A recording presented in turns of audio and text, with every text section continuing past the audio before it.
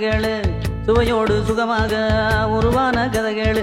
ஸ்டோரியோட ஒலி புத்தக பகுதியில் இன்னைக்கு நான் வாசிக்க போற நூல் குண்டு ராஜா 1, 2, 3. இந்த கதையை தமிழ்ல மொழிபெயர்த்தவர் ஆயிஷா ரா நடராஜன் அவர்கள். குழந்தைகள் நாவலான இந்த கதையில மொத்தம் 11 அத்தியாயங்கள் இருக்கு.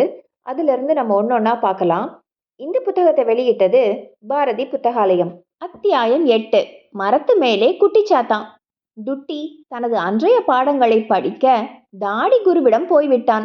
டுட்டிக்கு என்றே அங்கே வளர்க்கப்பட்ட அந்த மிருக காட்சி சாலையில் கொடிய விலங்குகளுக்கு மத்தியில் ஒரு கூண்டில்தான் தலைவர் பிராஸ்பரோ அடைக்கப்பட்டிருக்க வேண்டும் என்பதே சுவோக் அறிந்தாள். சுவோக் அங்கே மேலும் பலவற்றை தெரிந்து கொண்டாள். டுட்டி அனைத்து குழந்தைகளிடமிருந்தும் பிரிக்கப்பட்டு தனியாக வேண்டுமென்றே குண்டு ராஜா மூவரால் வளர்க்கப்பட்டான்.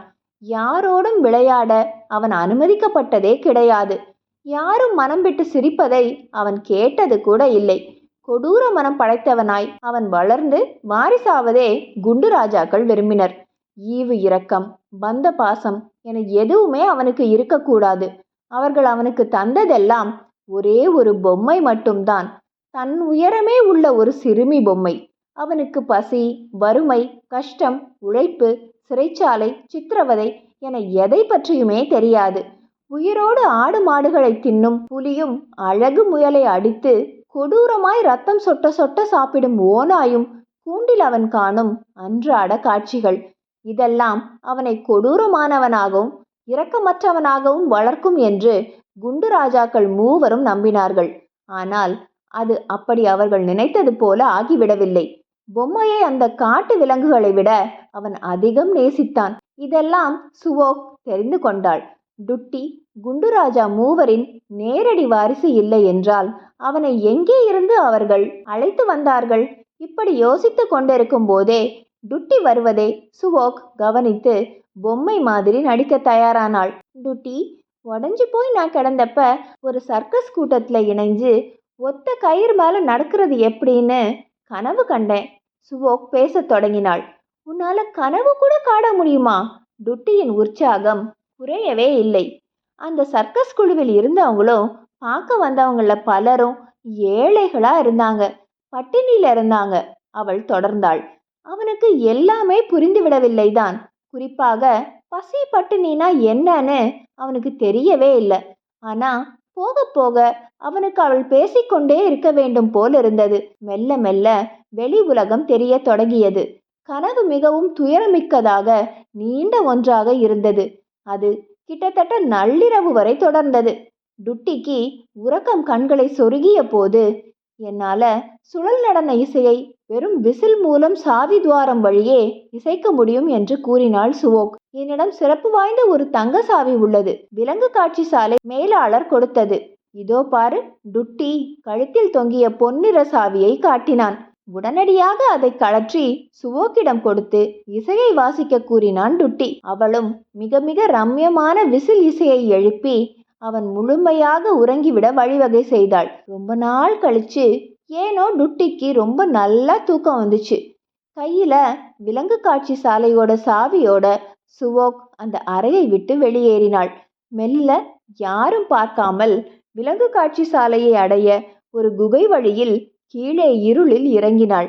அங்கே காவலுக்கு இருந்தும் தூங்கிக் கொண்டிருந்த ஒரு காவல் வீரனிடமிருந்து விளக்கை அபகரித்து மெல்ல முன்னேறினாள். பல இடங்களில் தேடி இதுதான் பிராஸ்பரோவாக இருக்க வேண்டும் என்று ஒரு குகையில் பாதி இருட்டில் தெரிந்த ஒன்றை பார்த்து ஸ்வோக் முடிவு செய்து அருகே சென்றாள். அந்த கூண்டில் இருந்த மனிதருக்கு கரடி போலவே உடம்பெங்கும் கம்பளி முடி முளைத்திருந்தது. கையில் கூர் நகம், காதுகள் லேசாக நீண்டு ஓநாய் போல. ஆனால் அவர் வாயிலிருந்து ரத்தம் சொட்டி கொண்டிருந்தது. கொஞ்சம் கொஞ்சமாக அந்த கொரில்லா மனிதர் இறந்து கொண்டிருந்தார். சுவோக் அவர் மீது அளவற்ற இரக்கம் கொண்டாள்.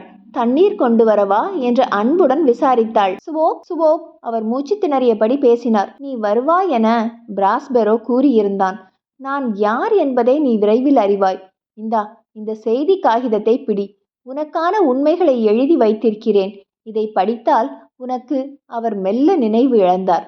உனக்கு உனக்கு எல்லாம் புரியும். காகிதத்தை கையில் வாங்கிய ஸ்வோக் அதிர்ச்சி தாங்காமல் விளக்கை கீழே போட்டு விட்டாள். அந்த சப்தத்தில் அங்கே விலங்கு காட்சி சாலை கூண்டு விளக்குகள் எல்லாம் கண் விழித்தன.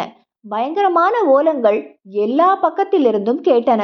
ஓநாய்களின் குரைப்பு, குரங்குகளின் கூச்சல், மேலும் முள்ளம்பன்றி, கரடி, வெறிபிடித்த சிறுத்தை என அந்த கூப்பாடு எல்லாரையும் எழுப்பிவிட்டது. காவல் வீரர்கள் விளக்குகளை கொண்டு வந்து எவ்வளவோ தேடியும் எதுவும் கிடைக்கவில்லை. ஜன்னலுக்கு வெளியே மரத்தின் உச்சியில் மட்டும் ஏதோ ரோஸ் நிறத்தில் தெரிந்தது.